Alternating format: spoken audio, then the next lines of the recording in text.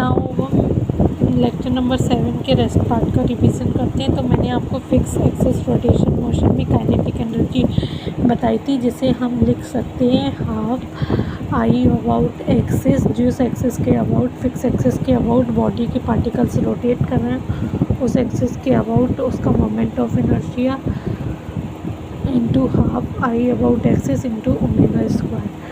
अब जैसे ये डिफरेंट बॉडीज़ हैं, एक रॉड है तो इस एम के अबाउट ये रोटेट कर रही है ओमेगा से, तो इसके लिए हम काइनेटिक एनर्जी लिख सकते हैं हाफ आई इस एक्सिस के अबाउट। इस रॉड का क्या होगा, अगर ये एम मास और एल लेंथ की M L square by 3 into omega square. ऐसे ही हम किसी भी ऑब्जेक्ट के लिए लिख सकते हैं। अगर ये रॉड इस एक्सिस के अबाउट ओमेगा से रोटेट करे तो इसके लिए काइनेटिक एनर्जी अब लिख सकते हैं इस एक्सिस के अबाउट रॉड का moment M L square by 12 into omega square. अगर ये रिंग होती और ये ऐसे रोटेट कर रही होती, इस एक्सिस के अबाउट ओमेगा से रोटेट कर रही होती, जो इसमें परपेंडिकुलर है ऐसे लाइक दिस, तो इसके लिए काइनेटिक एनर्जी ओमेगा से रोटेट करे तो इसके लिए half M R square into omega square ऐसे लिख सकते हैं।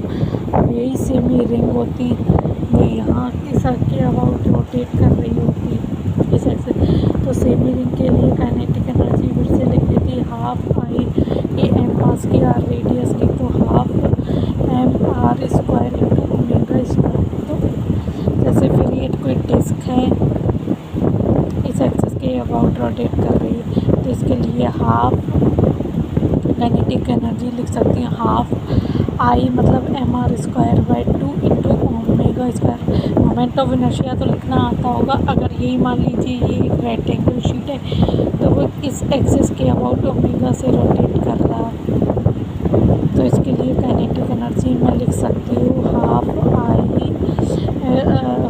M L square by 12 into omega square like this लिख भी सकते हैं आप यहाँ पर। अब जैसे मान लीजिए अगर हॉलो सिलेंडर है तो उस हिसाब से, और सॉलिड है तो उस हिसाब से आप इसका मोमेंट ऑफ इनर्शिया लिख सकते हैं और इस एक्सिस के अबाउट। फिर सर ने ये कुछ बॉडीज़ का भी आप लिख सकते हैं मोमेंट ऑफ इनर्शिया, ये भी मैं आपको बता देती हूँ।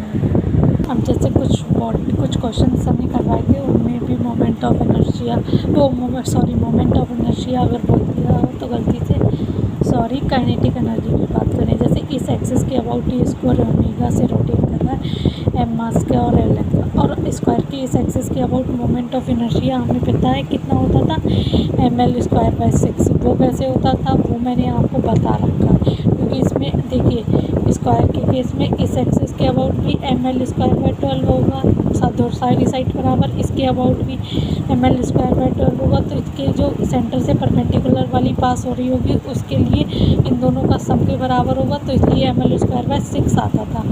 अब इस एक्सिस के अबाउट ओमेगा से घूम रही है यह स्क्वायर प्लेट, तो हमें काइनेटिक एनर्जी लिखनी है, तो काइनेटिक एनर्जी लिखेंगे हाफ आई हम इस एक्सिस के about M L square by 6 into omega square. अब मान लीजिए उसकी जगह अब ये डिस्क होती, डिस्क इस एक्सिस के अबाउट ओमेगा से रोटेट कर रही है जो कि इसके प्लेन में है, तो अब हमें पता है डिस्क का उसके प्लेन में moment of inertia M R square by 4, तो इसका काइनेटिक एनर्जी इस एक्सिस के अबाउट लिख सकती हूँ मैं half I that is M R square by 4 into omega square. I hope clear हो गया होगा। अगर इसकी जगह हम से डिस्क में जो इसके इस एक्सिस से पूछते जो इसके प्लेन में जा रही है लेकिन इसके डिस्क के सेंटर से r/5 दूरी पे, तो इसके अबाउट मोमेंट ऑफ इनर्शिया तो हम लिख लेते क्योंकि सेंटर वाली एक्सिस के अबाउट हमें पता है जिसके प्लेन से पास करती है एम आर स्क्वायर बाई 4। इस एक्सिस के अबाउट लिखने के लिए तो सेंटर वाला प्लस एम इंटू r/5 का होल स्क्वायर, तो kinetic energy half I omega square और उसमें आई की वैल्यू ये पूरा कैलकुलेट करके पुट कर देते, सिंपल सा था।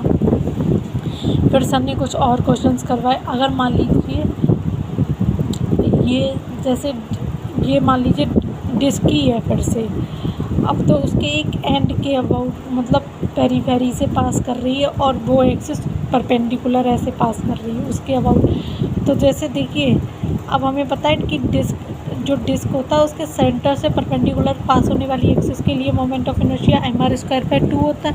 तो एंड से पास होने वाले के लिए यहाँ पर plus m into R square और होगा, डेट इज़ 3/2 mr²। तो इसके लिए kinetic energy is equals to half I, kinetic energy इस एक्सिस के अबाउट मोमेंट ऑफ इनर्शिया ये आ गया, और ये ओमेगा से रोटेट कर रही तो हाफ इंटू 3/2 mr² उस एक्सिस के about moment of inertia into omega square.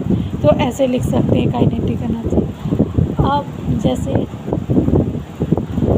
एक चार रॉड से बना हुआ है ये ऐसे करके स्क्वायर टाइप का फ्रेम, और इस एक्सिस, ये एक्सिस के अबाउट ओमेगा से घूम रही है।